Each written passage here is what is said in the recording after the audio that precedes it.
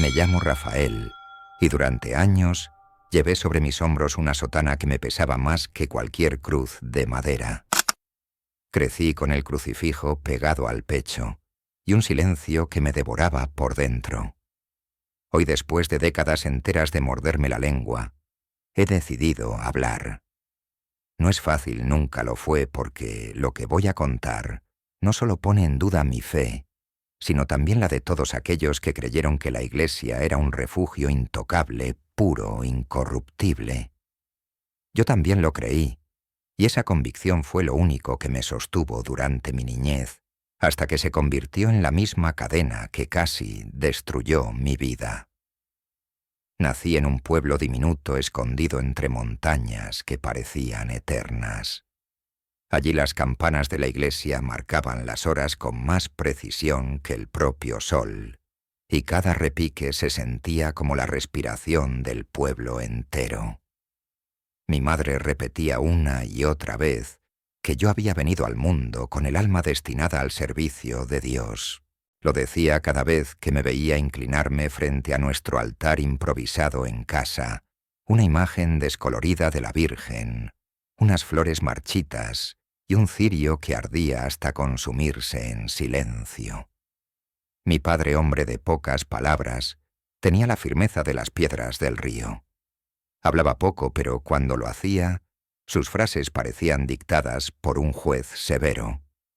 Decía que la tierra exigía más sacrificio que las oraciones, que el hambre se combatía con sudor y no con letanías. Aún así me apoyó en mis inclinaciones, aunque yo sé que en su interior temía perderme en un mundo que no era el suyo. Desde niño crecí entre procesiones, cánticos y el olor penetrante del incienso que se impregnaba en la ropa y tardaba días en desaparecer. El sacerdote del pueblo, el padre Ignacio, me veía como a un hijo adoptivo. Decía que en mis ojos había una seriedad impropia de mi edad, como si hubiera nacido con la obediencia grabada en la frente. A los 15 años, durante una Semana Santa que aún recuerdo con un vértigo casi febril, escuché un sermón sobre la vocación. Ignacio habló del sacrificio supremo, renunciar al mundo, entregarse por completo a Dios, quemar la vida como una vela destinada a iluminar a los demás. En ese momento sentí que esas palabras eran para mí. El corazón me ardía como si Dios mismo me hablara desde el púlpito con una voz de trueno. Esa noche recé hasta el amanecer, y cuando salió el sol, mi decisión estaba tomada: sería sacerdote. Mi madre lloró cuando se lo conté. Lloró de orgullo, pero también de miedo. Orgullo porque su hijo sería siervo de Dios. Miedo porque comprendía que mi elección me apartaría de la vida común, de los abrazos cotidianos que tanto valoraba. Mi padre simplemente asintió con ese silencio que pesaba más que 1000 sermones. Yo, ciego de fervor, lo interpreté como un gesto de aceptación. Ahora sé que en su mutismo había también resignación y un dolor que no se atrevió a pronunciar. Recuerdo con claridad la primera vez que vi los muros del Seminario Mayor de San Lázaro.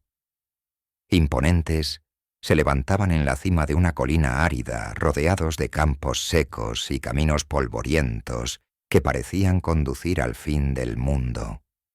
No eran paredes de refugio, eran murallas de piedra frías y severas, con ventanas estrechas como ojos vigilantes que lo observaban todo.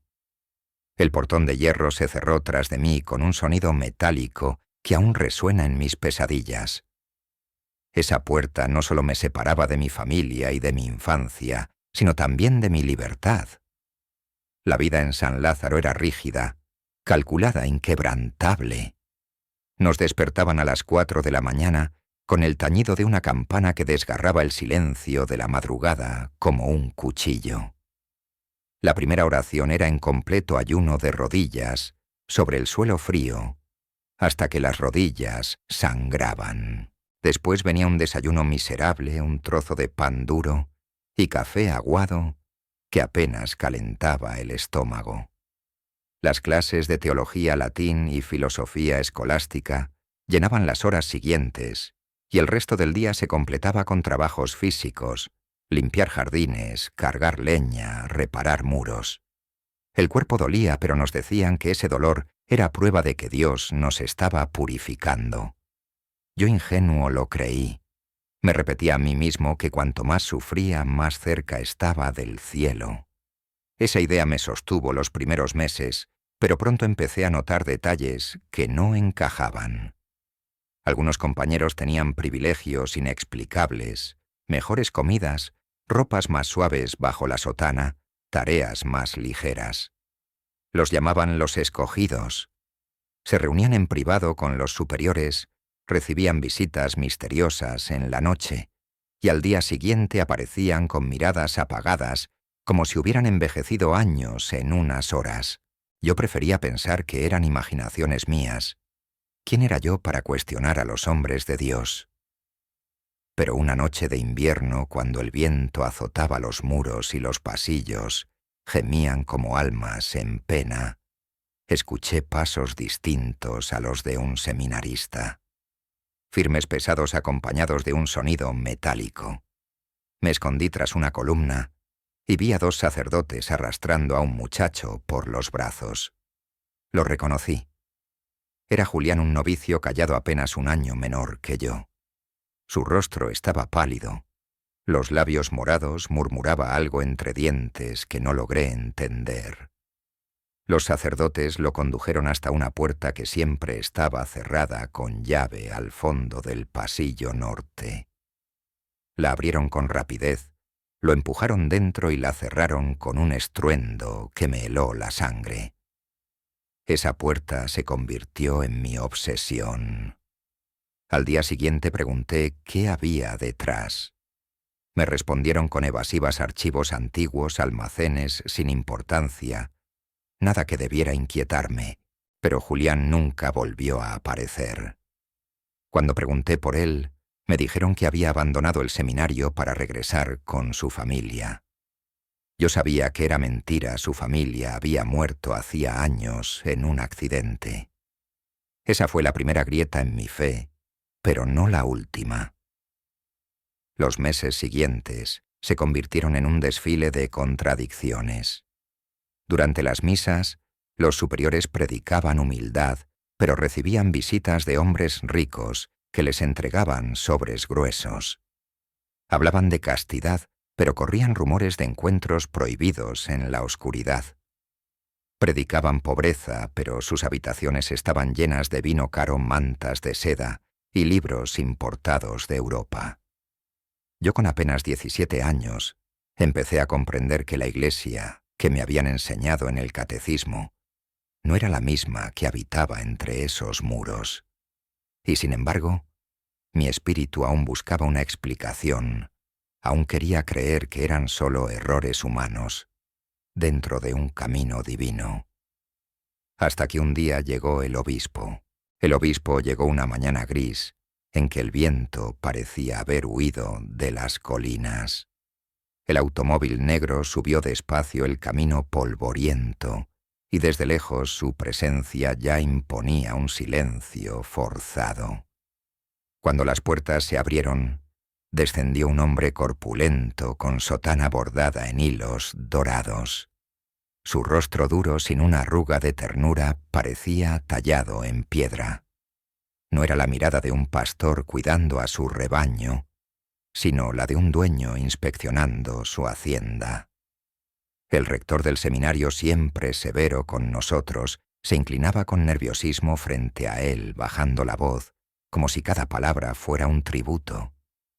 Todos caímos de rodillas, y aunque yo lo hice como los demás al levantar los ojos, sentí un escalofrío que me recorrió la espalda. Aquel hombre no inspiraba fe, sino miedo. Durante el almuerzo de bienvenida, mientras nosotros recibíamos las sobras habituales al obispo, le sirvieron carne jugosa, pan recién horneado y vino oscuro, como la sangre. Apenas habló, pero cada una de sus frases era escuchada como un decreto. Yo lo observaba en silencio, notando cómo el rector, aquel que hasta entonces nos parecía todopoderoso, Temblaba ante él como un niño castigado. Fue en ese instante cuando comprendí que el verdadero poder en San Lázaro no se hallaba en Dios ni en las Escrituras, sino en la sombra de aquel hombre. Después de su visita, las reglas se endurecieron hasta volverse asfixiantes. Nos levantaban antes del amanecer, y tras la primera oración, teníamos que confesar en voz alta nuestros pensamientos impuros. No importaba si eran dudas, sueños o simples distracciones, todo debía ser expuesto. Si alguien aseguraba no tener nada que confesar, lo acusaban de mentir y lo obligaban a inventar. El silencio es más peligroso que la blasfemia, repetían los superiores. Aprendí entonces que en San Lázaro la inocencia no existía. Todos éramos culpables de algo, incluso sin saber de qué. Los castigos eran variados y crueles. Arrodillarse sobre granos de maíz durante horas hasta que la piel se abría en sangre. Cargar piedras de un extremo al otro del patio hasta que los brazos no respondían. Dormir sin manta en pleno invierno con el aliento convertido en vapor helado. Y el más temido, el aislamiento. El sonido del cerrojo cerrándose tras de ti era suficiente para quebrar la mente de cualquiera. Yo lo sufrí una vez por hablar durante el almuerzo. Pasé 2 días en una celda sin luz con un trozo de pan duro y agua turbia.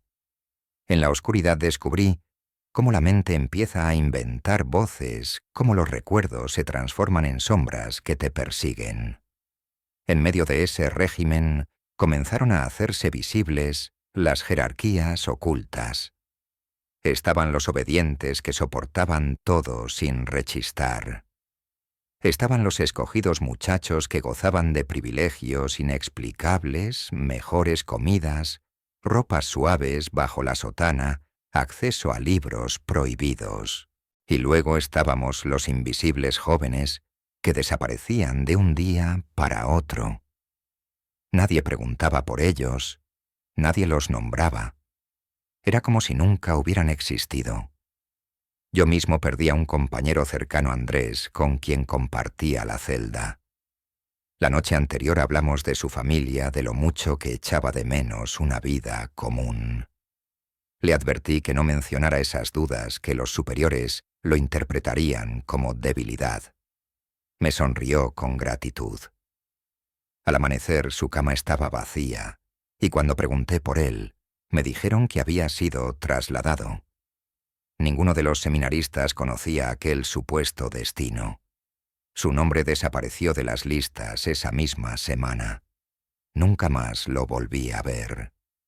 Los rumores crecieron como moho en los pasillos. Se decía que el obispo tenía influencia incluso en Roma, que era intocable porque conocía los pecados de todos los superiores. Tras su primera visita, las velas de la capilla se cambiaban cada semana. Los suelos se limpiaban con esmero, los cánticos se ensayaban hasta el cansancio. Todo para él, no para Dios.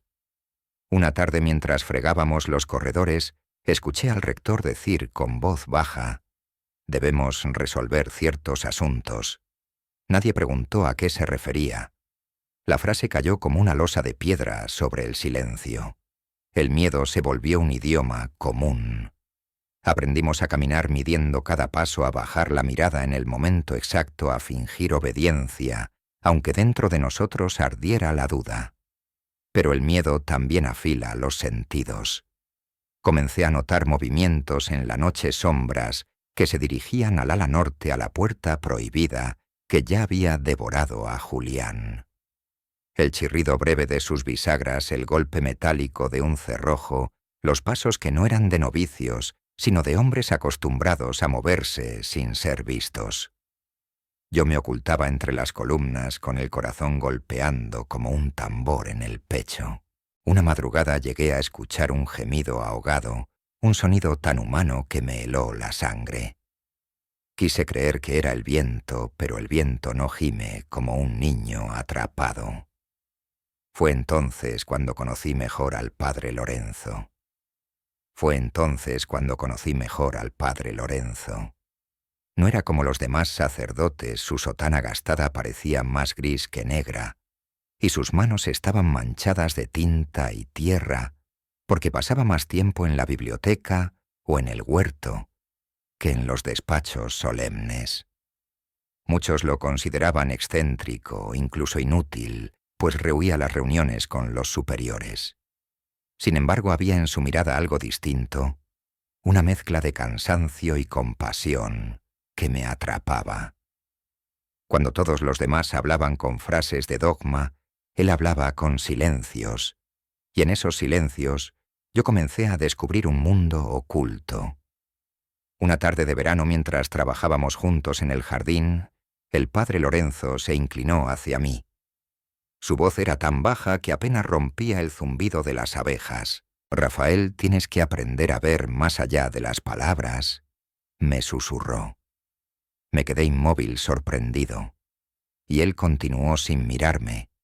Aquí todo está medido, cada gesto, cada silencio. Pero lo que realmente importa es lo que se esconde detrás de ese silencio. Antes de que pudiera preguntarle algo, apareció otro sacerdote, y Lorenzo se agachó fingiendo hablar sobre las plantas. Sus palabras quedaron suspendidas en mi memoria como una advertencia velada. Los meses se convirtieron en años, y yo ya no era un adolescente ingenuo.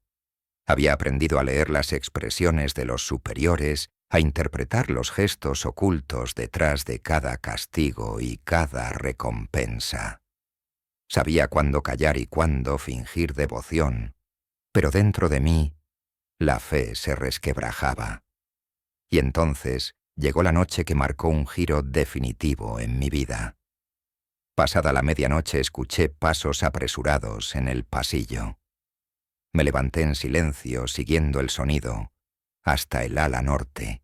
Allí vi a dos sacerdotes arrastrando un arcón pesado hacia la puerta prohibida. El arcón se movía con dificultad, y por un instante creí escuchar un gemido apagado desde su interior. Quise gritar, pero el miedo me paralizó. Ellos abrieron la puerta, entraron y la cerraron con un estruendo que aún resuena en mis huesos. Esa noche no pude dormir. Comprendí que aquel lugar guardaba secretos mucho más oscuros de lo que había imaginado. Busqué al padre Lorenzo al día siguiente en el huerto. Le conté lo que había visto con la voz temblorosa. Él no me interrumpió. Cuando terminé me miró con una mezcla de tristeza y resignación. «Ya lo sabes», dijo en voz baja, «esa puerta es más antigua que este seminario, y lo que ocurre detrás. Nadie que lo ha visto ha vuelto a ser el mismo». Luego se calló, y su silencio fue más aterrador que cualquier explicación. Comprendí que él también había sido testigo en el pasado, que cargaba un peso semejante al mío. Desde entonces comencé a obsesionarme con esa puerta. Cada vez que me acercaba el aire, se volvía más denso, como si las piedras mismas guardaran un secreto milenario. Al mismo tiempo, las visitas del obispo se hicieron más frecuentes. Al principio venía 2 veces al año, pero pronto empezó a aparecer cada pocas semanas, siempre acompañado de su chofer y de maletines discretos. Los superiores se preparaban con días de anticipación, limpiaban pasillos, cambiaban velas, ensayaban cantos. Todo debía ser perfecto para él. Yo lo observaba desde la distancia intentando comprender aquel magnetismo oscuro que ejercía sobre todos. No hablaba mucho, pero cuando lo hacía su voz tenía un peso insoportable. El rector, que para nosotros era un tirano, se transformaba en un niño tembloroso frente a él. Recuerdo un almuerzo en el que el obispo apenas pronunció 3 palabras: «Debemos resolver ciertos asuntos». El rostro del rector palideció de inmediato. Nadie osó preguntar nada. Nadie levantó la mirada del plato. Los signos de corrupción eran cada vez más evidentes. Algunos seminaristas recibían paquetes misteriosos después de reunirse con el obispo. Otros que hasta entonces habían sido castigados con dureza, de pronto gozaban de privilegios, mejores habitaciones, dispensas para no asistir a ciertos rezos, acceso a libros prohibidos. Por las noches, se los veía caminar junto al obispo por los pasillos, como si fueran su escolta personal. Al día siguiente regresaban con los ojos vacíos, con un silencio que no era devoción, sino miedo. Intenté hablar de esto con el padre Lorenzo, pero él me detuvo con un gesto severo. No pronuncies más de lo necesario, Rafael. Hay secretos que pesan tanto que matan a quien los nombra. Sus palabras me aterrorizaron, pero también me hicieron más consciente de que estaba al borde de un precipicio. Una tarde en la biblioteca descubrí un libro escondido detrás de otros volúmenes. La tapa estaba ennegrecida por el tiempo y no aparecía en los registros habituales. Era un diario escrito por un seminarista de décadas atrás. Las páginas estaban llenas de notas confusas, escritas con letra temblorosa. En una de ellas leí: «Los archivos no son simples papeles, son cadenas. El que entra allí no sale igual. Vi los nombres, vi las cruces rojas y entendí que la obediencia es solo otro nombre del miedo». Se me heló la sangre. Comprendí que todo estaba conectado. Las desapariciones, los rumores, la puerta prohibida, los gemidos nocturnos. Poco después el obispo llegó de improviso. Nos ordenaron reunirnos en el patio principal. Con una carpeta en la mano pronunció un discurso breve. La Iglesia es una madre que no tolera hijos rebeldes. El que no sabe obedecer no merece servir. Sus ojos se clavaron en uno de los seminaristas más jóvenes, Simón, un muchacho humilde y sonriente que había llegado de un pueblo lejano. Esa tarde lo vi temblar. Al día siguiente ya no estaba. Nadie volvió a nombrarlo. Fue entonces cuando el rector me llamó a su despacho. Sobre la mesa había un sobre sellado con cera roja. Me miró con frialdad y dijo: «Rafael el obispo ha tomado nota de tu disciplina.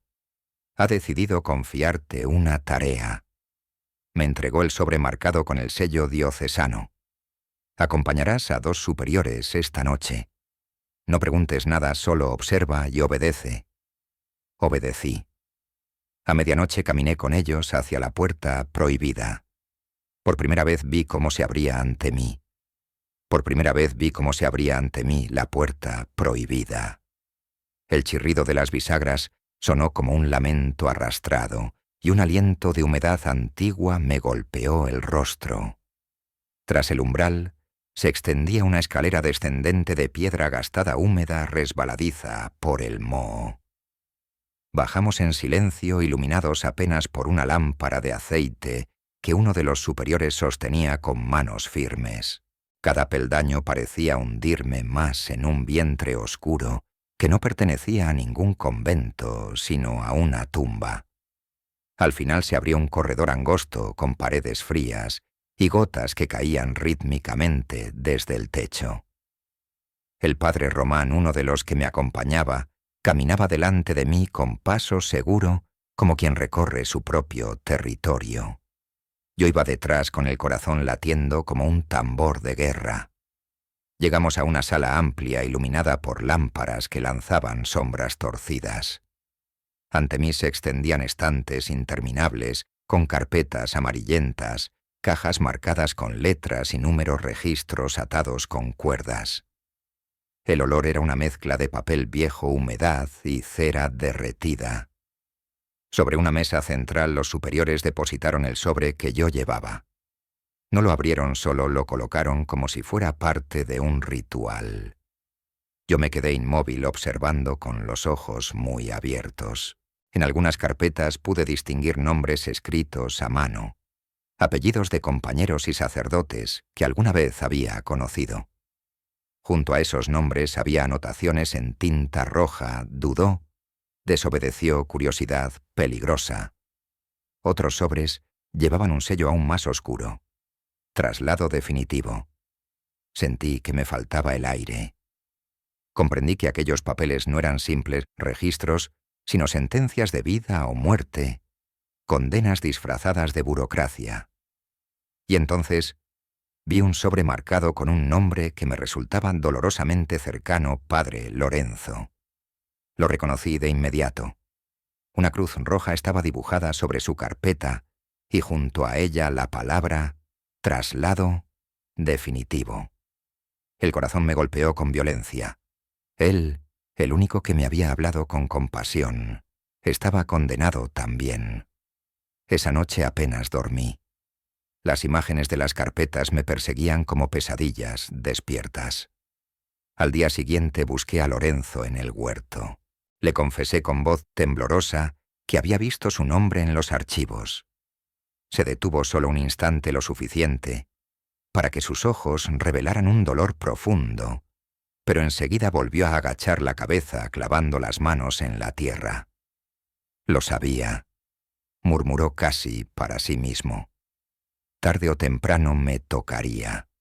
Lo importante, Rafael, es que ahora tú también sabes que no era imaginación. Esto es real, y lo que viste ya te ha marcado. Ten cuidado, no hables. Y sobre todo no confíes en nadie con una cruz demasiado brillante en el pecho. Me tomó del hombro con fuerza, y en su mirada había una resignación que me partió el alma.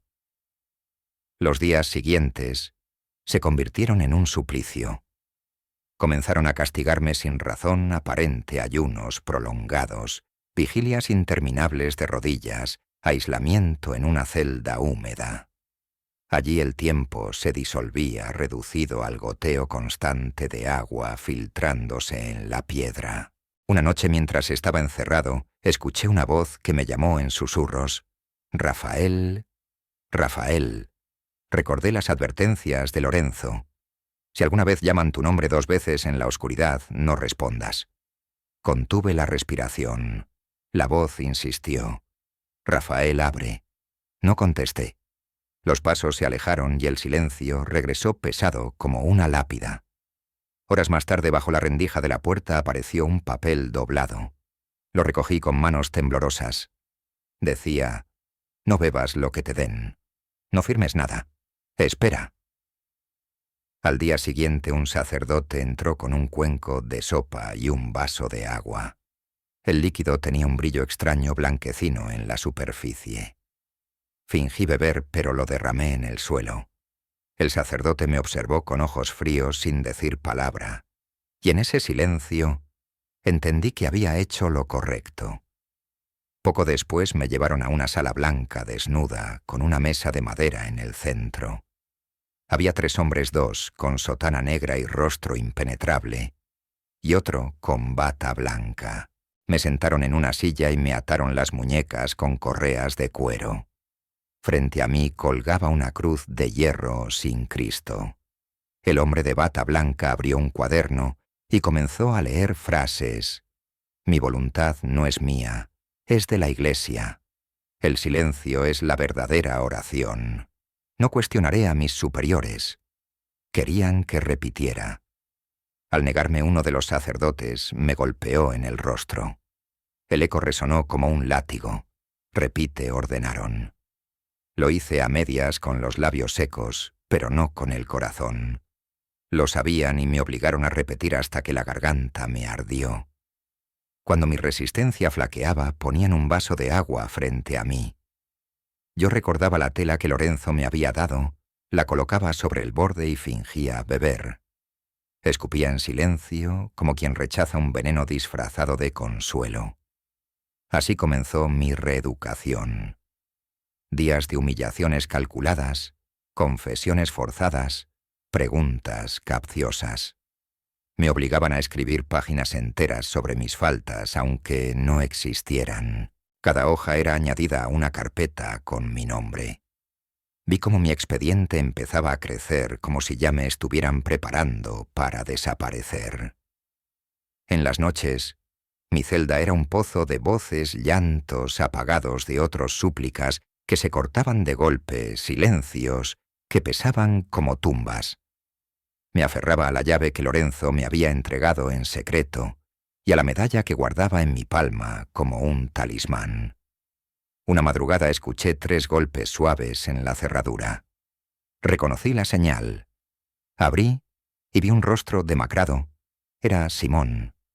Su piel estaba pálida, sus ojos hundidos, pero aún brillaban de vida. Me entregó un trozo de pan envuelto en tela y un papel escrito apresuradamente. Te moverán al pabellón inferior. Nadie regresa de allí. Si decides huir será en la noche tercera.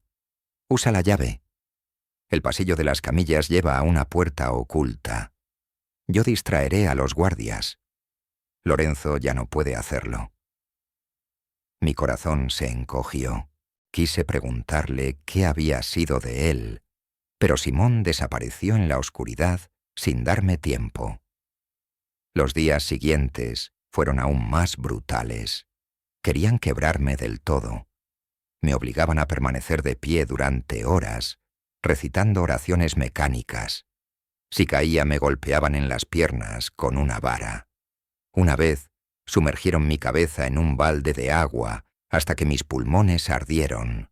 Al sacarme me dijeron: «Así aprenderás que el silencio salva más que el grito». Pero cada golpe, cada tortura en lugar de destruirme, alimentaba una furia nueva. El miedo seguía allí clavado como un cuchillo, pero junto a él crecía una decisión: no iban a borrarme. La tercera noche llegó como un juicio. Me recosté fingiendo sueño. Escuché la señal 2 golpes, luego 1. Saqué la llave con manos temblorosas y abrí la cerradura. El corredor de las camillas estaba vacío, iluminado apenas por una lámpara que lanzaba sombras largas. Avancé con el corazón golpeando los pasos, resonando como martillazos. A mi alrededor las puertas cerradas dejaban escapar gemidos, lejanos voces que suplicaban no ser olvidadas. Recordé a Julián, a Andrés, a Diego. Tal vez estaban allí enterrados vivos en ese silencio. Al final encontré la puerta cubierta por tablones viejos. La llave encajó. Giré con fuerza y el sonido metálico retumbó en todo el pasillo. Me detuve conteniendo la respiración. Ningún guardia apareció.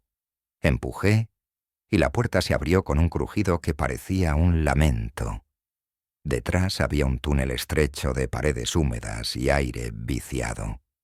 Lo recorrí a tientas, guiado por la esperanza más que por la vista. Cada paso era un acto de fe, pero no en Dios, sino en la posibilidad de salir vivo. Al final una reja oxidada daba al exterior. La empujé con todas mis fuerzas. Se resistió, gimió, pero finalmente cedió. El aire frío de la noche me golpeó el rostro como un sacramento. Respiré libertad por primera vez en semanas. No sabía entonces que la libertad también tenía un precio. Respiré libertad por primera vez en semanas, y el aire frío de la madrugada me atravesó los pulmones como un sacramento inesperado. El túnel desembocaba en una colina cubierta de matorrales y rocas húmedas. A lo lejos apenas distinguía las luces mortecinas de un poblado, pero entre mi pecho y aquellas luces había un océano de miedo. Mis pies descalzos golpeaban la tierra. Mi cuerpo exhausto se tambaleaba, y cada rama que me rozaba se sentía como un dedo acusador que me empujaba a regresar. Corrí, tropecé, me levanté, seguí corriendo, con la certeza de que los ecos metálicos de la reja aún chirriaban detrás de mí, llamando a los guardianes.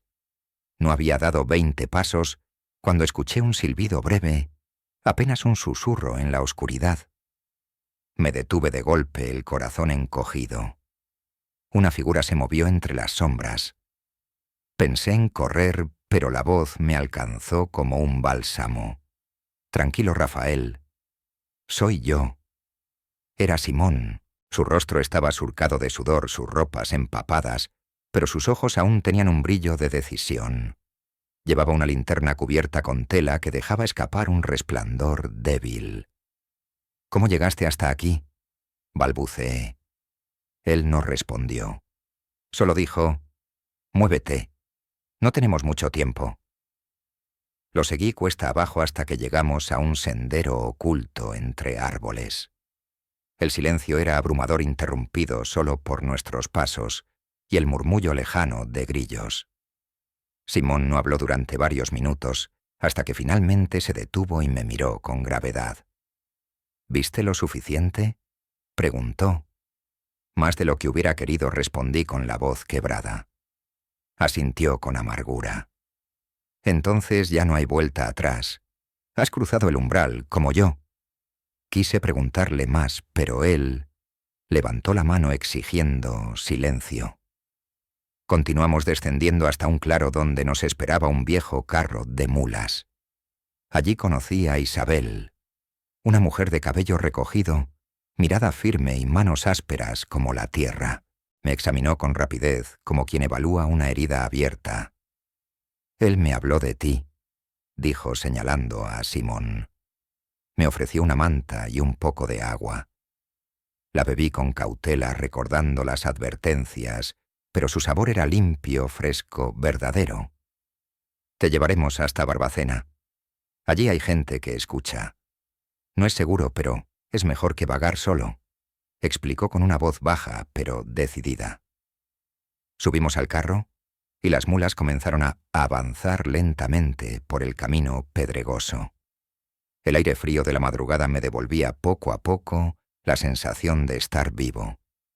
Simón, sentado a mi lado, rompió finalmente el silencio. Lo que viste en los archivos no es exclusivo de San Lázaro. Es una red que se extiende por todo el país y más allá. Los traslados definitivos no terminan en esas paredes.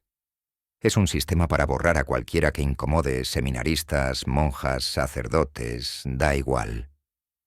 Lo miré incrédulo, pero su voz no temblaba.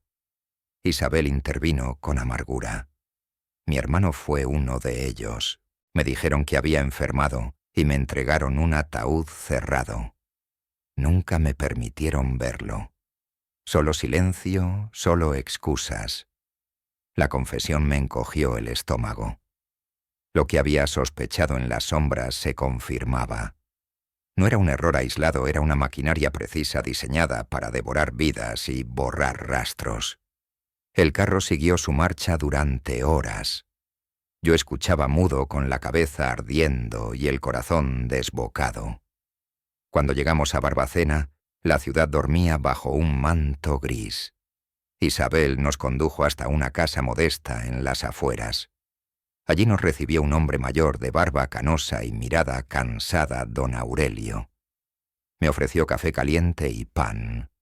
Mientras comía con avidez, él me observaba en silencio. Finalmente habló.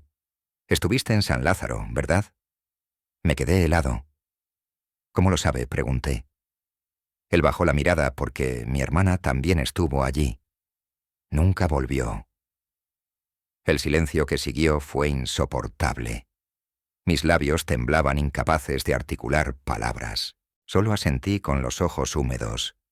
Don Aurelio se inclinó hacia mí. «Escucha, muchacho. Lo que llevas en la memoria es dinamita, pero no bastará con gritar. Necesitas pruebas, documentos, nombres, fechas. Sin eso nadie creerá una sola palabra. El sistema está construido sobre la incredulidad de los demás». Sentí un vértigo en el estómago. Recordé las carpetas, las cruces rojas, los informes médicos absurdos, las firmas del obispo. Había memorizado algunos nombres, algunas frases, incluso los sellos.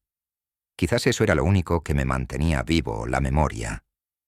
Simón me miró con gravedad. «Yo regresaré», dijo. «No puedo dejar a los demás. Pero tú, Rafael, tú debes hablar. Si callas, todos los que desaparecieron habrán muerto 2 veces». Quise protestar, decir que no podía dejarlo solo, pero me interrumpió con un gesto. «Ya estás marcado. Si vuelves, no saldrás vivo». Isabel puso una mano en mi hombro. A veces la mejor forma de luchar no es quedarse dentro, sino contar lo que pasa afuera. Esa noche no dormí. El crujido de la madera, el soplo del viento, todo parecía recordarme que mi vida ya no me pertenecía. Yo era un testigo incómodo, un hombre con una misión peligrosa, romper el silencio que tantos habían pagado con su vida. Mientras el amanecer teñía de gris los tejados de Barbacena, juré en silencio que lo contaría todo, que no habría muro lo bastante alto, ni sotana lo bastante oscura que pudiera tapar la verdad. Lo que aún no sabía era que la red era más grande de lo que imaginaba, y que al hablar no solo me perseguirían ellos, sino también los fantasmas de mi propia fe. Lo que aún no sabía era que la red era más grande de lo que imaginaba, que las paredes de San Lázaro no eran el límite de la oscuridad, sino apenas una puerta de entrada. Los días en Barbacena fueron un respiro envenenado.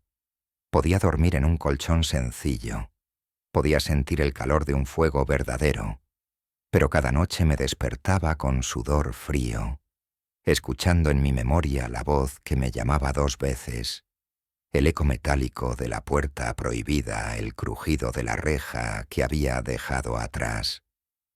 A veces me preguntaba si realmente había escapado, o si seguía encerrado en una prisión más amplia, invisible, hecha de recuerdos. Don Aurelio me puso a prueba desde el principio. Me pedía que repitiera nombres, que recordara detalles, que describiera los sellos, los colores de las cruces rojas. Si quieres que alguien te escuche, necesitarás más que palabras, me decía con tono grave. Yo trataba de anotar todo en papeles sueltos, como si escribir pudiera salvar la memoria del desgaste. Isabel me observaba con ternura y preocupación. A veces me detenía con una mano firme en el hombro y me pedía que descansara. Pero yo no podía, porque cada vez que cerraba los ojos, veía el rostro de Lorenzo manchado de tierra y resignación, y el silencio de Simón desapareciendo en la noche. Un día Aurelio me llevó a un hombre en la ciudad, un periodista de semblante serio, que trabajaba en un periódico local. Me escuchó con atención al principio, tomando notas rápidas en una libreta. Pero cuando pronuncié los nombres de obispos, de superiores de los lugares donde ocurrían las desapariciones, su rostro palideció. Cerró la libreta con brusquedad. «No puedo publicar esto», dijo. «Demasiado grande, demasiado peligroso. Nadie me respaldaría y usted terminaría muerto antes de que la tinta se secara». Yo lo miré desesperado. «¿Entonces debo callar?», pregunté. El periodista bajó la voz. «No. Pero si quiere sobrevivir, busque otra manera. Hable con la gente adecuada, guarde pruebas. La verdad sin pruebas es solo ruido». Salí de esa reunión con un peso insoportable. Isabel me acompañó en silencio, apretando mis manos para evitar que temblaran. Yo comprendí que estaba solo, que el mundo allá afuera prefería mirar hacia otro lado, que la iglesia era un muro demasiado alto para escalar con una simple confesión. Esa noche lloré como un niño escondido en el cuarto de huéspedes, y juré que no me rendiría aunque nadie me creyera. El tiempo en Barbacena se volvió peligroso. Un día, mientras regresaba de la plaza, sentí que alguien me seguía. Al girar la cabeza vi a un hombre con sombrero demasiado atento a mis pasos. Aceleré, doblé calles, me escondí en un callejón. Cuando volví a la casa, Isabel me miró con los ojos llenos de miedo. «Te están buscando», susurró. Aurelio asintió con el rostro sombrío. «Ya saben que saliste. El obispo tiene ojos en todas partes». Fue entonces cuando escuché el rumor de que Simón había regresado al convento para intentar ayudar a otros. Mi corazón se encogió. ¿Lo volvería a ver? ¿O su nombre aparecería en otra carpeta con tinta roja? Pasaba las noches pensando en él, en si sus pasos lo llevarían a la misma celda donde yo había sido quebrado. Y cada vez que recordaba su mirada, la decisión en su voz, me sentía obligado a mantenerme firme. Con el paso de los meses, la distancia con mi familia se hizo insoportable. Intenté regresar a mi pueblo, pero ya nada era igual. Mi madre había muerto creyendo que yo seguía en el seminario rezando por mi vocación. Mi padre apenas me reconoció. Lo que tenía frente a él no era el hijo devoto, sino un hombre con mirada extraviada y cicatrices invisibles. Su silencio antes firme como piedra se volvió indiferente. Supe entonces que ya no tenía un hogar, que el único lugar que me quedaba era el exilio interior. Decidí abandonar la sotana. Guardé el crucifijo en un cajón y comencé a trabajar como traductor, como librero, como maestro en pueblos pequeños. Cambiaba de nombre con frecuencia, viajaba con papeles falsos que Isabel había conseguido.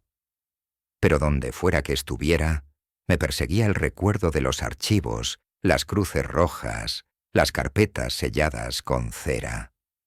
A veces despertaba en mitad de la noche sudando, escuchando el golpe de un cerrojo o la voz de Lorenzo murmurando. El silencio no siempre es oración, Rafael. A veces es un grito que nadie quiere oír. Los años pasaron y los escándalos comenzaron a aparecer en los periódicos. Escándalos menores, investigaciones superficiales. Algunos sacerdotes eran acusados, pero siempre terminaban protegidos por la institución. Yo leía esos titulares con rabia. Nadie hablaba de San Lázaro, de las desapariciones, de los traslados definitivos. El obispo que había marcado mi destino murió en olor de santidad, celebrado como un pastor ejemplar. Sus funerales llenaron titulares repiques de campanas y lágrimas de feligreses. Nadie recordó las carpetas escondidas, las cruces rojas, los nombres borrados. Yo guardaba silencio pensando que eso me mantenía a salvo. Pero con los años comprendí que el silencio era exactamente lo que ellos querían. Cada año de cobardía era otra cruz roja sobre los nombres de los que nunca regresaron. Una noche, mientras caminaba solo por una calle desierta, me detuve frente a una iglesia iluminada. Escuchaba desde dentro el canto de una misa y sentí que mis rodillas temblaban. No era devoción, era furia. Comprendí que había cargado demasiado tiempo con un secreto que no me pertenecía solo a mí. Decidí entonces que hablaría aunque fuera tarde, aunque mi voz temblara, aunque nadie me creyera. Porque había comprendido que el verdadero infierno no era San Lázaro, ni los golpes, ni las celdas. El verdadero infierno era el silencio, y yo ya no quería morir devorado por él. Lo que aún no sabía era que al romperlo también despertaría fantasmas que habían esperado durante décadas agazapados en la oscuridad de mi memoria. Lo que aún no sabía era que al romper el silencio también despertaría fantasmas que habían aguardado en mi memoria durante décadas. El día que decidí hablar, mi voz no salió como un discurso claro, sino como un murmullo tembloroso, un hilo quebrado que poco a poco se fue volviendo grito. Habían pasado años desde que escapé de San Lázaro, pero cada palabra me devolvía a los pasillos húmedos, a las oraciones forzadas, al golpe seco del cerrojo, cerrándose tras de mí. Mientras hablaba no solo contaba lo que había visto, también revivía lo que había sentido, el miedo a desaparecer, la culpa de haber sobrevivido, la carga de ser testigo. Comencé por lo más sencillo, relatando las rutinas de tortura disfrazadas de disciplina, los ayunos interminables, las confesiones forzadas. Luego avancé hacia lo más oscuro, la puerta prohibida, las carpetas marcadas con cruces rojas, los informes médicos absurdos, las órdenes selladas con cera. Cada vez que pronunciaba un nombre, sentía que la habitación se oscurecía, como si esas almas vinieran a escuchar, a exigir que no olvidara nada. Isabel me escuchaba en silencio, con lágrimas contenidas, mientras Aurelio asentía con gravedad, tomando notas, clasificando mis recuerdos como si fueran piezas de un rompecabezas. La memoria es lo único que no pueden encerrar, me repetía, y yo me aferraba a esa idea como un náufrago a una tabla en medio del mar. Pronto descubrí que hablar tenía consecuencias. Una noche recibí una carta anónima bajo la puerta. Decía: «Sabemos dónde estás. Vuelve al silencio o el silencio te tragará». Mis manos temblaban mientras leía, pero lejos de acallarme aquella amenaza, me convenció de que mi voz estaba hiriendo donde debía. Comencé a escribir todo con más detalle, cada rostro, cada nombre, cada castigo. Llené cuadernos enteros como si con la tinta pudiera redimir los años de silencio. Al mismo tiempo los recuerdos se volvieron más insistentes. Soñaba con Simón llamándome desde los pasillos, con Lorenzo trabajando la tierra en el huerto, con Julián y Andrés, riendo en la penumbra de la celda antes de desaparecer. En ocasiones despertaba gritando empapado en sudor, convencido de que aún estaba en el pabellón inferior. Isabel me abrazaba repitiéndome que ya había pasado, pero yo sabía que no era cierto. San Lázaro seguía vivo en mí, palpitando en cada cicatriz invisible.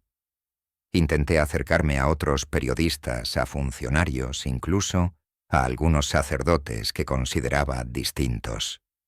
La reacción era siempre la misma: rostros que palidecían, libretas que se cerraban, voces que bajaban de tono para decirme que no podían ayudarme.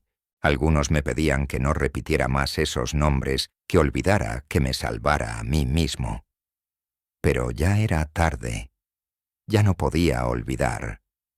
Supe de la muerte de Simón mucho después, en rumores apenas susurrados. Decían que lo habían encontrado enfermo, en un convento lejano, que murió en silencio. Nadie explicó qué hacía allí, ni cómo había llegado. Su nombre nunca apareció en los registros oficiales. Lloré en soledad apretando contra mi pecho la medalla que Lorenzo me había dado. Comprendí que mi deber era aún mayor: hablar también por él, por todos los que no habían tenido la oportunidad de salir. Los años siguieron su curso y mi cuerpo envejeció.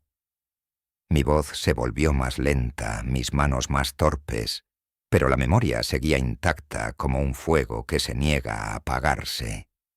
A veces me preguntaba si realmente había escapado, o si seguía atrapado en una celda de recuerdos.